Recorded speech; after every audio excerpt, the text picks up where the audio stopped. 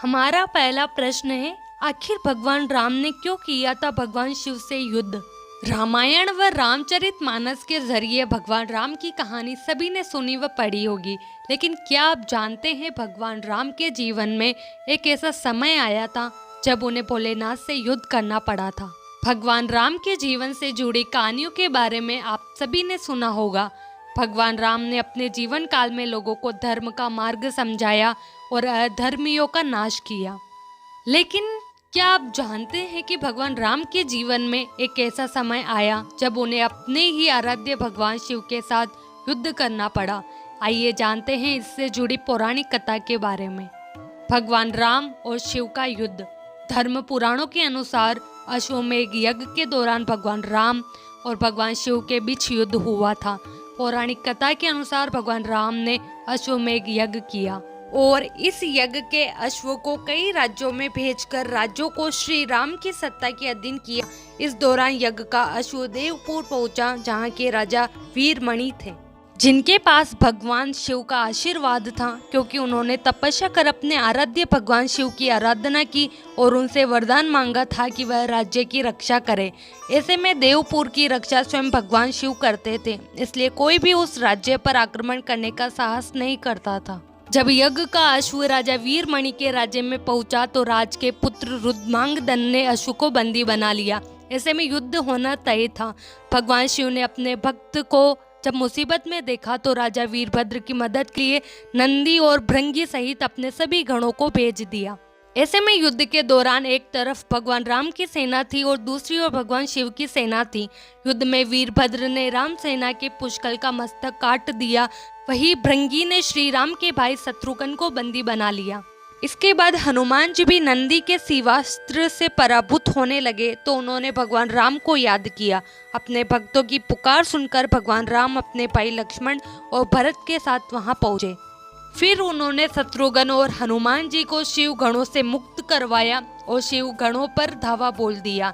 जब भगवान शिव ने देखा कि उनके सभी गण परास्त हो रहे हैं तो वह स्वयं युद्ध में आए और फिर भगवान राम व शिव के बीच युद्ध हुआ। भगवान राम और भगवान शिव के बीच हुए भयंकर युद्ध में श्री राम ने पाशुपतास्त्र निकालकर शिव से कहा कि हे प्रभु, आपने ही मुझे ये वरदान दिया था कि आपके द्वारा दिए गए इस अस्त्र से त्रिलोक में कोई पराजित नहीं हो सकता। इसलिए हे महादेव, यदि आपकी आज्ञा हो तो मैं इस अस्त्र का प्रयोग आप पर करता हूँ। ये कहते हुए भगवान श्री राम ने वह अस्त्र शिव जी पर चला दिया, जो कि सीधे शिव जी के हृदय में लगा। भगवान शिव ने श्री राम से कहा कि आपने मुझे इस युद्ध से संतुष्ट किया है, इसलिए आप जो चाहे वरदान मांग सकते हैं। भगवान राम ने कहा कि इस युद्ध में मेरे भाई भरत के पुत्र पुष्कल सहित कई योद्धा वीर गति को प्राप्त हो गए हैं, कृपया उन्हें जीवन दान दे। भगवान शिव ने तथास्तु कहा और शिव जी की आज्ञा से राजा वीरमणि ने यज्ञ का अश्व लौटा दिया। हमारा दूसरा प्रश्न है, राम रावण के दामाद थे तो उनमें लड़ाई क्यों हुई। यह हम जानेंगे इस छोटे से प्रसंग से। बहुत समय पहले की बात है, एक बार लंका में अकाल पड़ गया था। जब लंका में अकाल पड़ गया तो रावण ने यहाँ तक कि ऋषि मुनियों से भी कर लेना शुरू कर दिया था। फिर धीरे धीरे राक्षस ऋषि मुनियों पर आक्रमण करने लग गए थे। अब ऋषि मुनियों के पास संपत्ति तो होती नहीं है, तो उन राक्षसों ने उनका खून लेना शुरू कर दिया था। फिर कुछ दिनों के बाद रावण एक जंगल में घूमने के लिए गया तो उसी जंगल में एक घृत समद नीम का पंडित रहता था, जो माता लक्ष्मी को अपनी पुत्री के रूप में प्राप्त करना चाहता था। वह पंडित एक मिट्टे में रोजाना दूध चढ़ाया करता था। उस दिन वह पंडित कहीं बाहर गया हुआ था, तभी रावण आया और उसने उन ऋषि मुनियों पर आक्रमण कर दिया। फिर रावण ने उस पंडित की कुटिया में जाकर देखा तो उस कुटिया के अंदर वह मिट्टी का घड़ा रखा हुआ था। रावण ने उस घड़े को अपने हाथ में ले लिया और उस घड़े में ऋषि मुनियों का खून इकट्ठा किया और उस खून को लेकर वह वहां से चला गया। रावण ने लंका में जाकर यह अफवाह फैला दी कि एक घड़े में बहुत ही जहरीला विष है। इस विष को जो कोई भी प्राणी पी जाएगा वह तुरंत ही मर जाएगा। और रावण की यह आदत थी वन विहार करने की। अब रावण उस घड़े को वहां पर रखकर वन विहार करने के लिए चला जाता है। और इधर मंदोदरी को इस बात की शंका थी कि रावण पराई स्त्रियों के साथ विहार करता है, इसलिए वह आई और गुस्से में आकर के देखा कि मैं इस जहरीले विष को पीकर मर जाती हूँ। तो मंदोदरी ने उस घड़े से थोड़ा सा खून लिया और पी गई। जब मंदोदरी ने वह खून पी लिया तो वह इससे मरी तो नहीं बल्कि उसके गर्भ ठहर गया। अब तो मंदोदरी और भी ज्यादा परेशान हो गई। उसने इस गर्भ को गिराने का उपाय सोचा और रावण से कहा कि हे महाराज, मैंने सुना है कि आप जब जोर से अट्टहास करते हैं, जोर से दहाड़ते हैं तो बड़ी बड़ी स्त्रियों के गर्भ गिर जाते हैं। एक बार मैं भी तो देखूं कि आप कैसे दहाड़ते हैं। मंदोदरी की यह बात सुनकर रावण ने जोर से अट्टहास की और जोर से दहाड़ मारी तो मंदोदरी का गर्भ नीचे गिर गया। फिर रावण वहां से चला गया। मंदोदरी ने नीचे गिरे हुए उस गर्भ को उठाया और उस गर्भ को उसी घड़े में डाल दिया और उस घड़े को ढक दिया।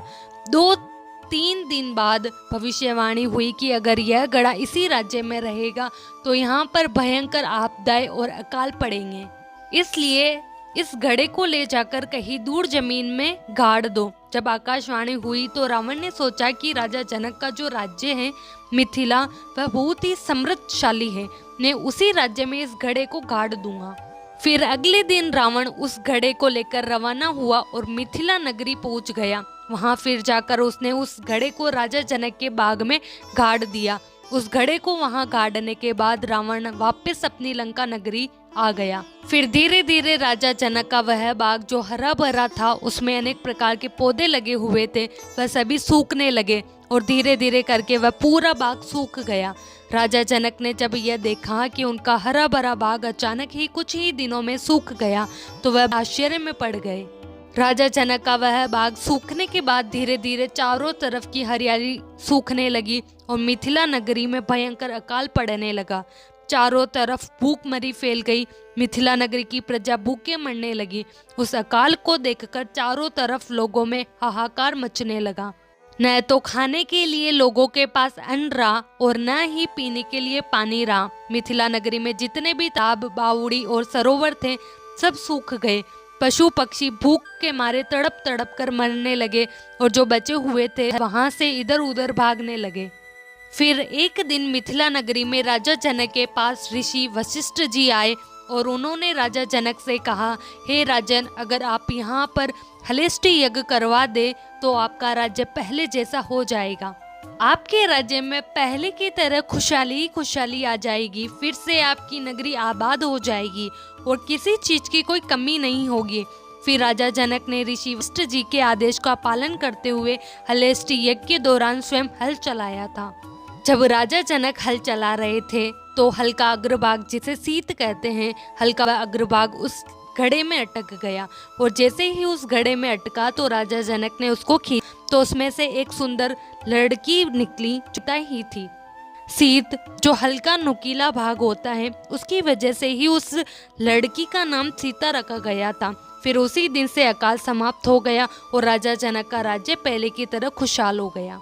फिर वह लड़की धीरे धीरे बड़ी होने लगी और जब वह बड़ी हो गई तो आपको पता ही है कि माता सीता का विवाह भगवान पुरुषोत्तम श्री राम के साथ कर दिया।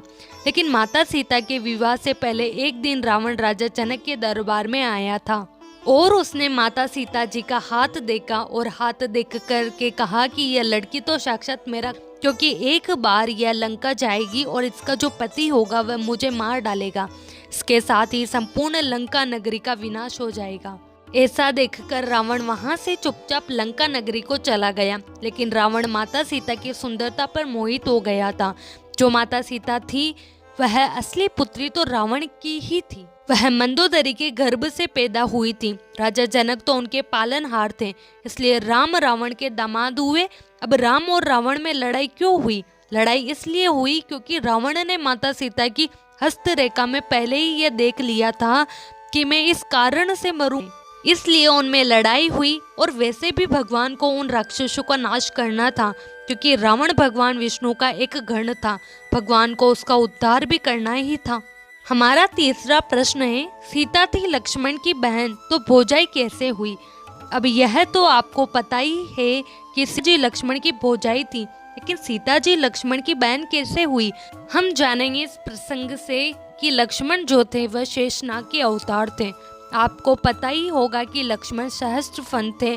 उन सहस्त्र फनों में से एक फन जो थी वह सुलोचना को बुरी नजरों से देखता था। तो शेषनाग जी ने तुरंत ही एक फन को काट दिया, उस फन काट दिया जो गंदी नजरों से देख रहा था। फिर उस फन का ही मेघनाद बना था। इधर शेषनाग जी से ही मेघनाद उत्पन्न हुए थे और शेषनाग जी से ही लक्ष्मण जी उत्पन्न हुए थे। दोनों ही शेषनाग जी के अवतार थे। तो मेघनाद की बहन सीता क्यों हो गई? क्योंकि सीता मंदोदरी के गर्भ से उत्पन्न हुई थी और इधर मेघनाद भी मंदोदरी के गर्भ से ही उत्पन्न हुए थे, इसलिए मेघनाद की सीता जी बहन हो गई। और मेघनाद और लक्ष्मण दोनों शेषनाग जी से उत्पन्न होने के कारण दोनों भाई भाई हुए, इसलिए सीता जी लक्ष्मण जी की बहन हुई और मेघनाद की भी बहन हुई, इसलिए सीता लक्ष्मण जी की बहन हुई। हालांकि कुछ मान्यता ऐसी भी है कि सीता जी धरती से उत्पन्न हुई थी और शेषनाग जी भी धरती को धारण करने वाले थे, इसलिए उनकी बहन मानते हैं। इस प्रकार से सीता जी लक्ष्मण जी की बहन भी थी और भौजाई भी थी।